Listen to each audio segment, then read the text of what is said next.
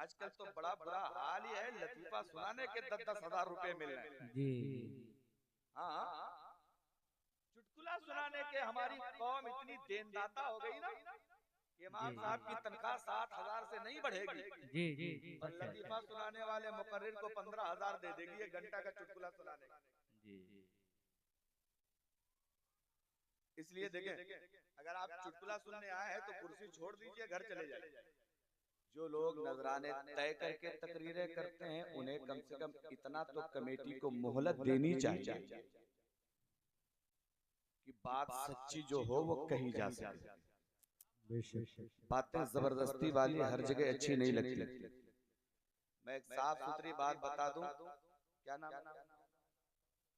बड़खरिया वालों, मैं नजराना तय करके तकरीरें नहीं करता, नजराना फिक्स करके जलसों में तारीखें नहीं देता। और बताऊं क्यों? इसलिए नहीं देता कि आज बड़खरिया वालों के पास 10,000 रुपया है, मैं मांगू तो वो मुझे दे देंगे। कल कोई बेचारा गरीब अगर नबी का दीन सीखना चाहे,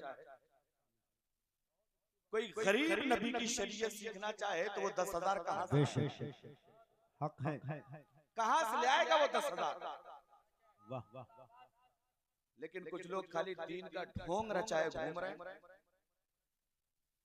मुंह मांगे नजराने, मुंह मांगी फरमाइशें, बेजा फरमाइशें।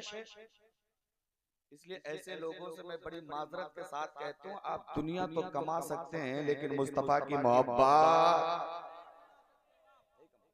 समझ रहे हैं ना? इश्क हो तो इश्क का इजहार होना चाहिए, हर गली हर कूचे में प्रचार होना। मैं बड़ी माजरत के साथ मुझे जो वक्त दिया गया कोशिश करूंगा उससे पहले खत्म कर दूं। ये जितने स्टेज पे बैठे हैं ये सब मुझसे बड़े हैं, इल्म में, अमल में, फजल में, तकवा में, पैसे में, हर चीज। इनकी मेहरबानियां हैं कि हम जैसे गरीबों को ये सुन लेते हैं, वरना तो इनका काम सुनाने का। सुनने आप आए, आपके छोटे छोटे बच्चे जब मदरसे में पढ़ने आते हैं ना तो हम उनको दीन वहां बताते हैं, लेकिन जलसा क्यों होता है पता? बड़े लोगों को दीन बताने के लिए जलसा क्यों किया जाता है? ताकि बच्चे मदरसे में दीन सीख लें, बच्चे के माँ बाप आके जलसों में दीन सीख लें। गौसे आजम का जलसा है, गौसे आजम फरमाते जब तक मैं ना चाहूं कोई बंदा मेरा नाम नहीं ले सकता है। बेशक बेशक। जवार से आने वाले मेरे भाइयों, अगर आप गौसे आजम के जलसे में आए हैं तो ये जरूर याद रखें कि गौसे आजम ने चाहा है तभी आप यहाँ आए हैं। मेरा गौस, उसकी शान ये है, फरमाते ये सूरज आसमान पे बाद में निकलता है, पहले आके मुझे सलाम करता है। चाँद अपनी चांदनी बाद में बिखेरता है, पहले आके मुझे सलाम करता है। ये जुमा, शनिचर, इतवार, सोमवार, मंगल, बुध, जुमेरात, ये दिन शुरू होने से पहले आके अपने दिन भर में क्या होने वाला ये पूरी जानकारी मुझे दे देता है, तब दिन की शुरुआत हुआ करती है। सुभान अल्लाह, सुभान अल्लाह, माशाअल्लाह। इसलिए थोड़ी देर बैठिए, उठक बैठक से परहेज कीजिए। और मैं एक बात और क्लियर बता दूं, मैं लतीफा वाला मौलवी नहीं हूं जी जी जी। आजकल तो बड़ा बुरा हाल ही है, लतीफा सुनाने के 10-10 हजार रुपए मिल रहे हैं जी। हाँ, चुटकुला सुनाने के हमारी कौम इतनी देनदाता हो गई ना, इमाम साहब की तनख्वाह 60,000 से नहीं बढ़ेगी जी जी जी, और लतीफा सुनाने वाले मुकर्रिर को 15,000 दे देगी 1 घंटा का चुटकुला सुनाने का जी। इसलिए देखें, अगर आप चुटकुला सुनने आए हैं तो कुर्सी छोड़ दीजिए, घर चले जाइए।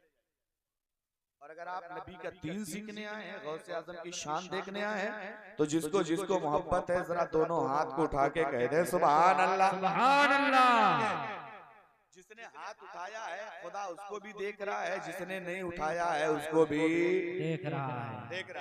ये हाथ आज अगर उठ जाएंगे ना तो क्या पता अल्लाह इनका उठना कबूल कर ले, और अगर आज नहीं उठे तो कोई ऐसा उठा दिया जाएगा कि पूरी जिंदगी लेके डॉक्टर रिजवान, डॉक्टर केडिया के यहाँ घूमते रहोगे, तो नतीजा कुछ मिलने वाला नहीं। इसलिए मौलाना सुहेल साहब, मौलाना जाफर साहब बड़ी मेहनतें हैं इनको इस जलसे के सजाने में, और नाजिम साहब पूरा अपनी पूरी ताकत झोंक रहे हैं इस जलसे को कामयाब बनाने में। अल्लाह इन सब की मेहनतों को कबूल फरमा ले। मैं नबी के नात के 2-3 शेर पढ़ता हूँ। कमेटी वाले लोग हैं यहाँ, आप ही के लिए अकेले पूरी कमेटी? अच्छा, पूरी कमेटी है यहाँ। हाँ, वरना कमेटी तो सोचती है कि हम जलसा कराने आए हैं, सुनना कहाँ हमारा थोड़ी है जी। और तो हवा की बेटियों चुप हो जाओ, चुप, वरना हमारी पूरी तकरीर इधर ही हो जाए।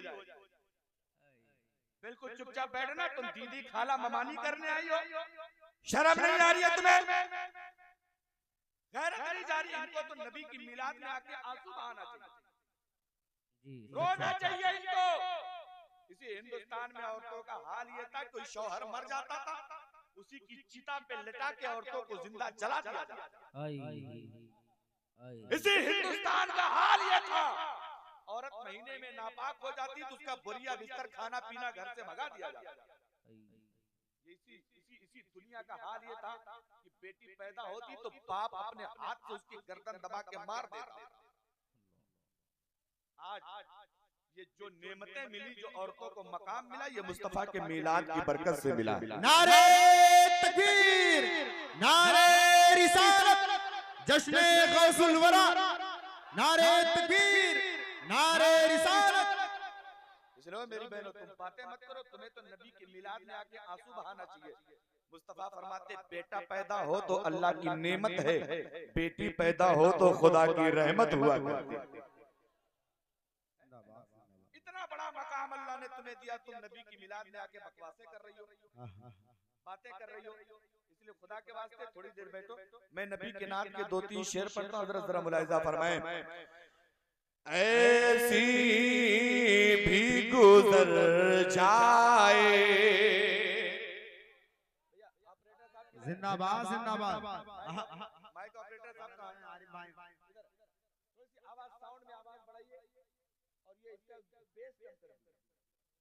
सुने, ऐसी भी गुजर जाए, ऐसी भी गुजर जाए, एक रात मदीने में, ऐसी भी गुजर जाए, एक रात मदीने में, ऐसी भी गुजर जाए, ऐसी भी गुजर जाए, एक रात मदीने में, ऐसी भी गुजर जाए, एक रात मदीने में, आका को सुनाऊं मैं, आका को सुनाऊं मैं, एक नात मदीने में, आका को सुनाऊं मैं, आका को सुनाऊं मैं, एक नात मदीने में, आका को सुनाऊं मैं। और बरकरिया वालों, दुआ करो कि अल्लाह हमें और तुम्हें अचानक की मौत से बचा ले। अचानक वाली मौत जो आती है, अचानक वाली, तौबा करने की भी मोहलत नहीं मिलती। थोड़े दिन बीमार रहो, बिस्तर पे पड़े रहो, दवा इलाज करते रहे घर वाले, हो सकता है अल्लाह बिस्तर पे पड़े पड़े तौबा की तौफीक दे दे, गुनाहों को माफ कर दे। लेकिन अचानक वाली मौत आई, हार्ट अटैक हो गया, ब्रेन हेमरेज हो गया, दिमाग फेल हो गया, कोमा में चले गए, एक्सीडेंट हो गया, दुआ करो कि अल्लाह हम सबको ऐसी मौतों से महफूज फरमा दे। हाँ, अगर थोड़ी सी मोहलत मिल जाए, मौत का फरिश्ता आपके पास आए आपकी रूह निकालने के लिए ना, तो मौत के फरिश्ते से और अपनी मौत से एक फरमाइश करना, एक छोटी सी फरमाइश, एक छोटी सी मन्नत समाजत करना और क्या कहना सुने। ऐ मौत अभी रुक जा, अरे ऐ मौत अभी रुक जा, उस वक्त चली आना। ऐ मौत अभी रुक जा,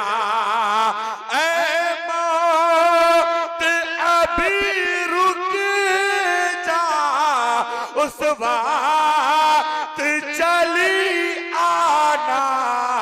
कब सरकार हो और मैं हो, सरकार हो और तुम हो, एक साथ मदीने में। वाह वाह, जिंदाबाद सरकार हो और मैं हो, सरकार हो और मैं हो, एक साथ मदीने में आका को सुनाऊं मैं। दुरूद पाक पढ़ लीजिए। अल्लाहुम्मा सल्ली अला सय्यदना मौलाना मोहम्मद बारिक वसल्लम। सलातु व सलामन दाइमन अलैका या रसूल अल्लाह, सलातु व सलामन दाइमन अलैका या हबीब अल्लाह। दोस्तों माइक वाले भैया इको कम कर दो। अब थोड़ी सी तवज्जो करना मेरे भाई। जश्न गौसुल वरा है।